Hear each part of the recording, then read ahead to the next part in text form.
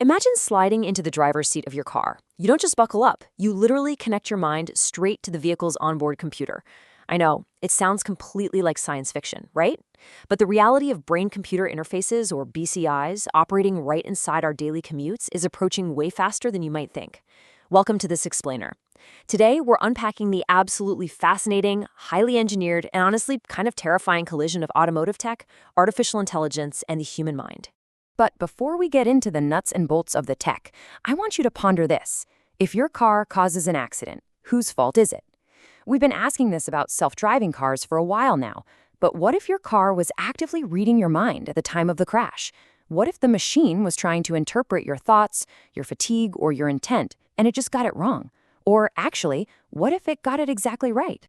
Okay, let's dive into our roadmap for today. We'll be covering 1. The arrival of BCI.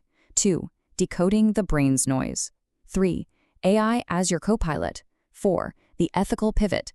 And 5. Future accountability. Act 1. The arrival of BCI, bringing mind reading to the dashboard.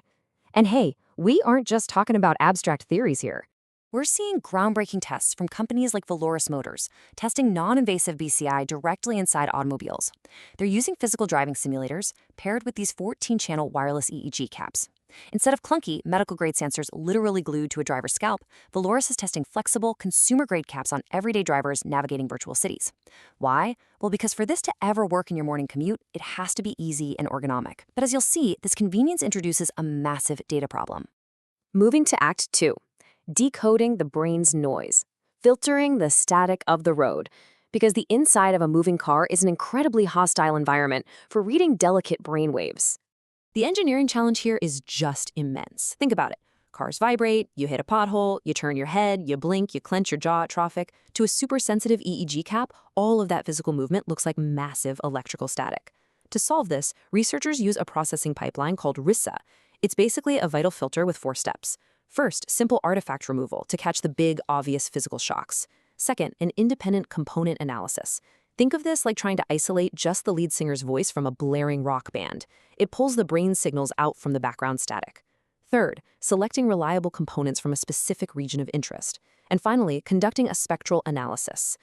And this brilliantly illustrates how that theoretical pipeline functions in reality. Raw, messy, static comes in, gets stripped of major physical artifacts, and is mathematically separated. Crucially, an automated belief network evaluates which signals are actual brain data before analyzing their frequencies. This eliminates the need for some scientists to manually scrub the data, allowing the whole system to operate in real time, right inside the vehicle. They essentially solved the physical noise problem not with better hardware, but with vastly smarter software. Act 3. AI as your co-pilot, from fatigue detection to physical action. Because once we have that nice, clean brain data, what do we actually do with it? This is where the machine stops being just a passive sensor and becomes a really active partner.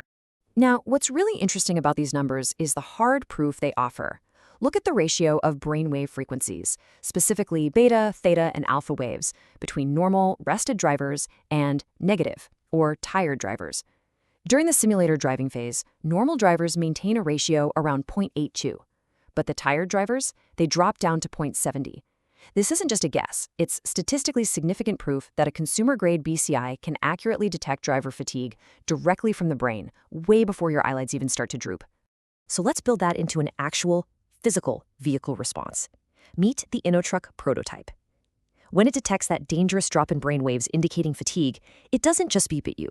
It actively changes the cabin environment, flooding the driver's workspace with this stark, ambient blue lighting. This shift to a daytime color temperature is biologically designed to wake you up. Your car is literally reading your exhaustion and altering its physical environment to keep you alive. That's a real game changer. But AI co-pilots can go way beyond just keeping you awake. They can translate your intent into physical action. We've seen medical breakthroughs where AI helps a paralyzed user complete complex robotic tasks in just minutes. But taking this to the road is where Vloris Motors really shines. They introduced an SSVP mental steering wheel method using dashboard symbols. Basically, drivers focus on specific flickering symbols, and the AI steps in as a professional co-pilot, decoding those visual brain signals to actually steer the car. And get this, the system hits a staggering 90.68% decoding accuracy. Plus, because driving needs split-second reactions, they rely on edge computing, processing data locally in the car instead of sending it up to the cloud to ensure safe, ultra-low latency driving. Act 4. The ethical pivot. The true cost of mental transparency. Okay, so we've seen the utopian promise here. Cars that wake you up, systems that decode your thoughts to steer. But let's pause and talk about the true cost. Would you really want to sign a terms of service agreement handing a corporation direct access to your brainwaves? Ethicists warn us about what they call the dual-use dilemma. A neural interface in your dashboard is the ultimate double-edged sword. Yes, absolutely, it can prevent a drowsy driving crash. But that exact same data stream can be used to extract highly personal information, infer your mood, and even be exploited by malicious brain hacking. Think about it. If a hacker intercepts your phone, they get your texts. If they intercept your car's BCI, they literally get your thoughts. And the risks aren't just about someone stealing your data. They're about your autonomy. There are medical precedents that are pretty unsettling. In some deep brain stimulation trials, patients showed unexpected behavioral mutilations, like sudden compulsive gambling, which just vanished the second the device was turned off.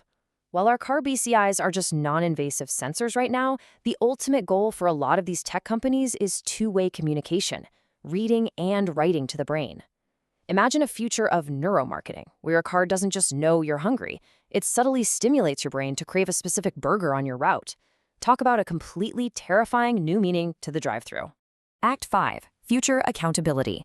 Navigating the ethical landmines. As these driver monitoring systems become standard, we are sailing into completely uncharted legal waters. We are staring down a mountain of unprecedented dilemmas here. Can a consumer truly give informed consent when the terms involve their actual neural data? Who owns that data? And honestly, the most complex issue is shared decision-making agency.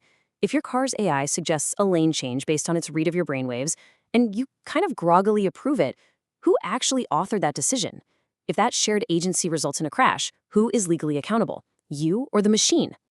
Now, you might be wondering, don't we have laws for this stuff already? Well, sort of. We have broad privacy frameworks like the GDPR and the EU AI Act. But researchers point out a really critical gap. These broad laws lack the specific, granular teeth required to govern continuous in-cabin brain surveillance. The legal systems are frankly struggling to keep pace with an environment where your car is constantly evaluating your cognitive state. We desperately need an ethical framework tailored specifically to these systems with a massive emphasis on user-configurable consent. So we've journeyed from driving simulators and signal processing pipelines, all the way to AI copilots and the dark realities of the dual-use dilemma. But I want to leave you with this chilling final question to chew on the next time you look at the advanced tech in a modern dashboard. In a world where your car can intercept and analyze your thoughts just to keep you safe, does your brain still truly belong to you? Thank you so much for joining me for this explainer. Keep questioning the tech around you, and I'll see you next time.